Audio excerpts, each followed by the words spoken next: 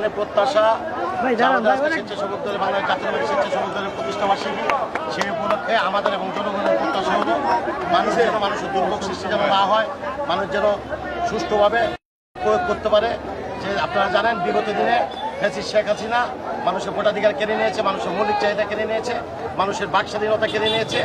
আমরা এখন জনাব তারেক রহমানের নেতৃত্বে মানুষের মৌলিক চাহিদা ফিরিয়ে দিতে, মানুষের ভোটাধিকার ফিরিয়ে দিতে, বাংলাদেশে যেন যতদিন বাংলাদেশ থাকে ততদিন যেন একটি কোনো জাল ভোট যেন না হয়, কোনো অবৈধ ভোট যেন না হয়, সঠিকভাবে ভোট প্রয়োগ মানুষ করতে পারে। সঠিক ভোটের মাধ্যমে জনগণ যাকে নির্বাচিত করবে সেই সরকার গঠন করবে। সঠিক ভোটের মাধ্যমে দেশটিতে বেগম খালেদা জিয়া সরকার গঠন করবে ইনশাআল্লাহ, সেই কামনা করে আমার বক্তব্য শেষ।